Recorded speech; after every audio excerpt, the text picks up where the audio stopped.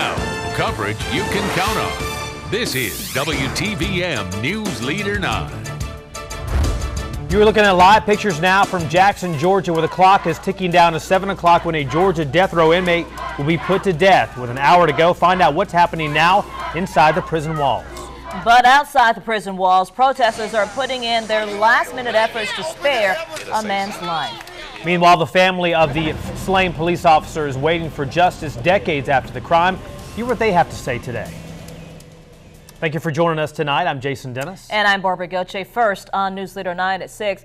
Troy Davis's execution will go on as planned in Jackson, Georgia at 7 o'clock tonight, barring some extraordinary legal action to spare his life. We understand now the Georgia Supreme Court has denied his request to stay the execution.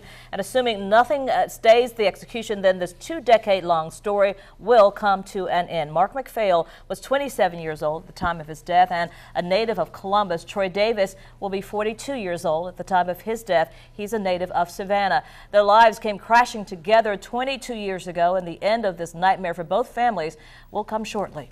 And just a half an hour ago, a Butts County Superior Court judge refused to stop Davis's execution as well. Another blow came to his case earlier today as Georgia prison officials blocked Davis from taking a polygraph test before his scheduled execution. In today's top story, Newsleader 9's Taylor Barnhill begins our live team coverage from Jackson, Georgia. Taylor, what's expected to happen in this last hour?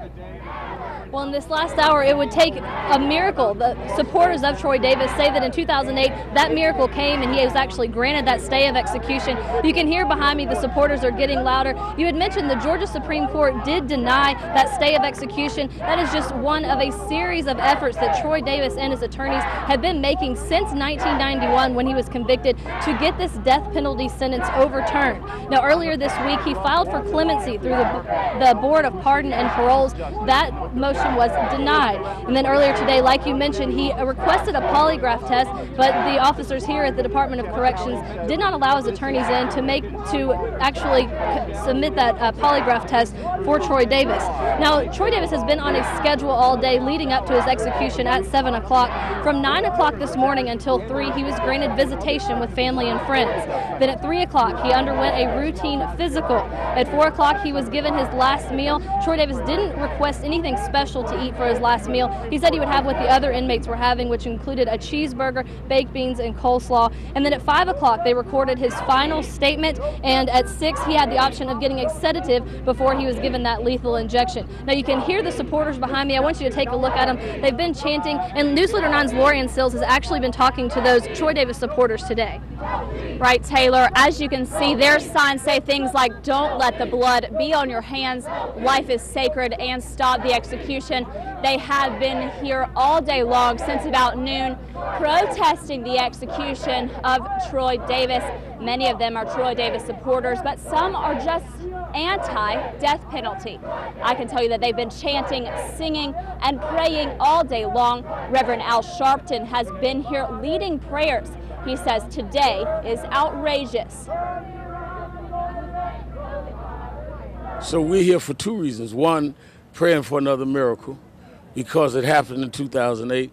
And secondly, to say that whatever happens, it will not happen in silence. People are outraged. We need to have laws that protect people from facing death sentences based on eyewitness testimony alone. You can hear them chanting and singing.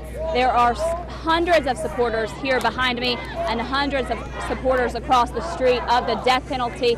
Now, I can tell you there are supporters of the death penalty right over here. Now, all day long since noon, there's been one lone woman who's been here.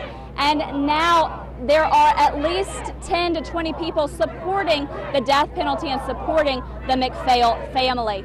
We will be here. We are 1 hour away from the execution of Troy Davis, and WTVM will continue our team coverage. Live in Jackson, I'm Lorianne Sills, WTVM Newsleader 9.